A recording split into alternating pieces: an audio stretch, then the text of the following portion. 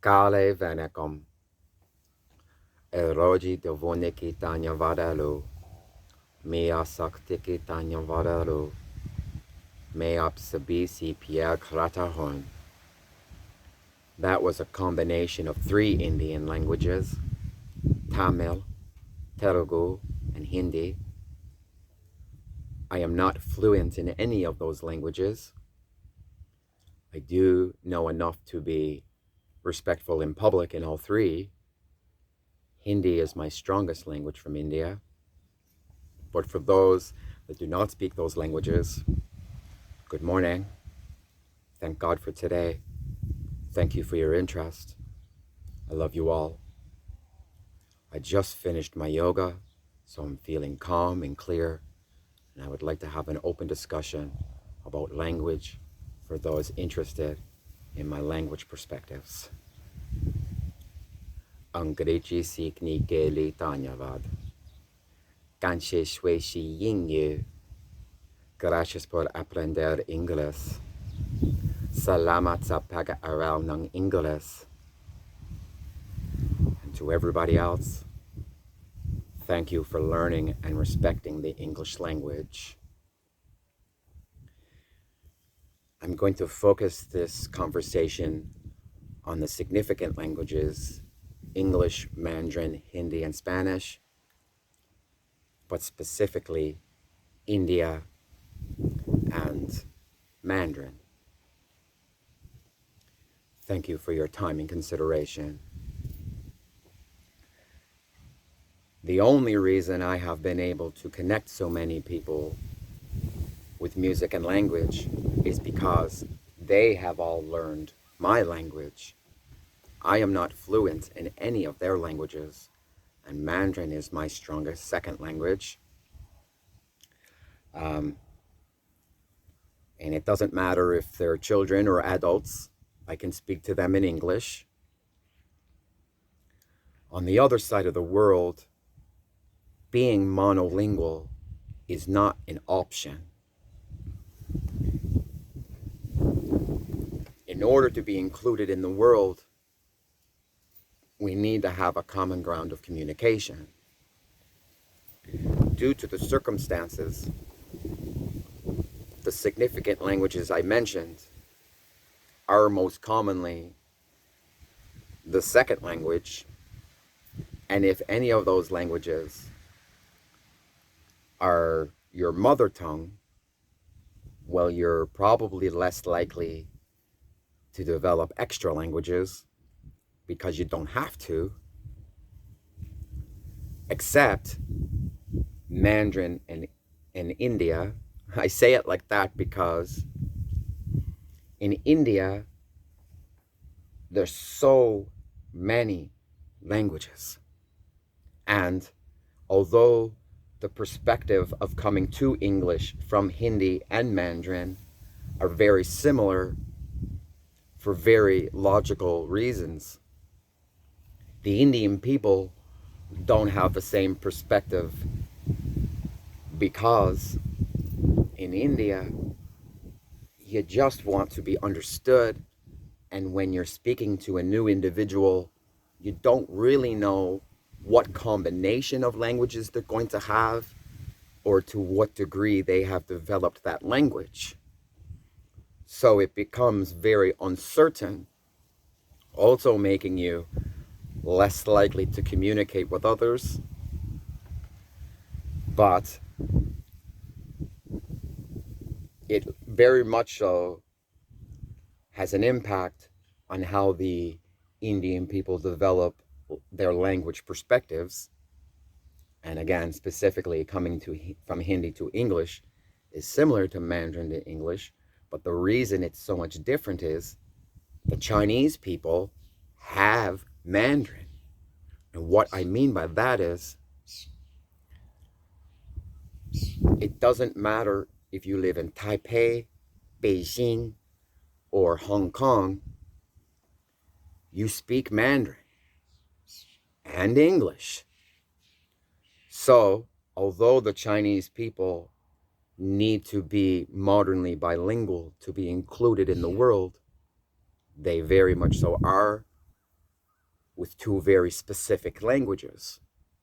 When you get into the Chinese areas, there are actually hundreds of smaller languages within there, but again, most of them are speaking either Mandarin or English, or three, their mother tongue, plus those two. So that is something the Chinese people have that the Indian people don't have. See, in India, Hindi is the national language, but fewer people from India understand Hindi than English, due to the nature in which English has been used in India. And you can even see English influence in the sculpting of the Hindi language, which is obviously not the case with Mandarin due to the languageAGE. When you look at Hindi, you can see English influence, since there is no tone markers on the pinyin, and when you translate from Hindi to English, you will get a more accurate you'll get a more accurate translation coming from Hindi to English than from a lot of the more ancient languages to English. When you're coming from the more ancient languages, you need to be more specific in how you phrase your English to get the proper translation. So in that, English has been influencing the Indian people in that way. We do need connecting languages, and they need to be modern, and the people need to enjoy speaking them. I would like to speak about languageAGE and how it influences the modern practical languages. With a lot of the ancient languages, for example, it's okay that they only have one phrase for he or she, because they were communicating at a time when humans had much less need for the degree of detail in our practical communication than we have today. Humans have been on the planet for thousands of years. Some of these ancient languages, like Tamil and Mandarin, have been around for an extremely long time, thousands of years. And so, although people still speak them, they're not as detailed as the newer languages, like English and Spanish, but they're also spoken much slower than English and Spanish, which also goes back to our ability to communicate as humans. When you speak a lot of the older languages, you do need to slow down and be more particular and strict on your tones to be properly understood. One issue I had with Hindi was Hindi is slower speaking than English, and I would know exactly what I was going to say, but I would exaggerate the slowing down, and I would speak the words so slowly that even the Hindi people did not know what I was saying. And that is a sensitivity I have as an English speaker going to a lot of the other languages, because English, you want to think about it more like I'm used to running and now I'm walking. So I have to make sure I don't crawl.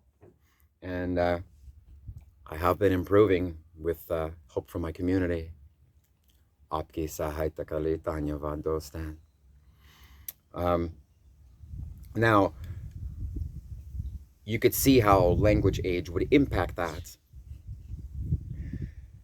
That is why I feel English and Spanish are fantastic suggestions as modern languages going towards the future, but I also feel like we need to try to preserve some mother tongues.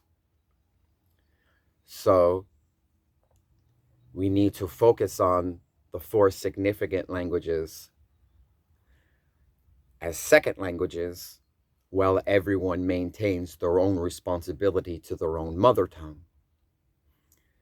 If English is your mother tongue, you really don't have to learn another language, because the only reason they learn a second language is to be understood, but they have learned English.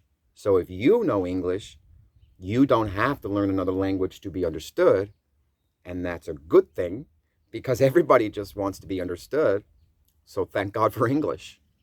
And even if your mother tongue is English, it's important that you have learned English. So when I say thanks for learning English, I'm not only speaking to people that speak English as a second language, because the people that speak it as a first language have to understand it too. And that is one of the beautiful things about how we have developed a world language like English, is we can use it in this way. And since peace and love is in all of our human hearts, we can use the English language to extend that message globally and continue to connect our world peacefully. And the fine details and the tempo of English will hold the test of time, since different versions of English basically means you don't know why they're saying it that way, but you can make out what you can understand what they mean. And now when you're coming from India, like I said, you just want to be understood. So if you know English, even if you don't speak their version of English, you can still talk to them with English. As a quick example, our brothers and sisters in Newfoundland are commonly known to have a different way of using the English language. Instead of saying, "What are you doing?" they'll say, "What are you at?" And instead of saying, "What time is it?" they'll say, "What's the time to?" So you could see how those are very different ways of expressing it, but it's still English, and you could still answer them in English however you speak English. They may think it's a weird way to use English when you reply to them, but they will understand you as well. So I'm going to wrap this conversation up. Keep it under 15 minutes. I know everybody's busy and I have a lot to say. Again, I really appreciate your time and energy. And ultimately, we need to remain peaceful within ourselves and peaceful with others in order to create a peaceful environment. And there's a lot of very unpeaceful things happening in the world right now. But there are a lot of very peaceful, loving things happening in the world right now. So thank you for remaining peaceful and modern about yourself. We're all just humans. I'll be back around as soon as possible. I love you all. Peace and love to all of God's children, regardless of status, age, gender, or mother tongue. Bye for now.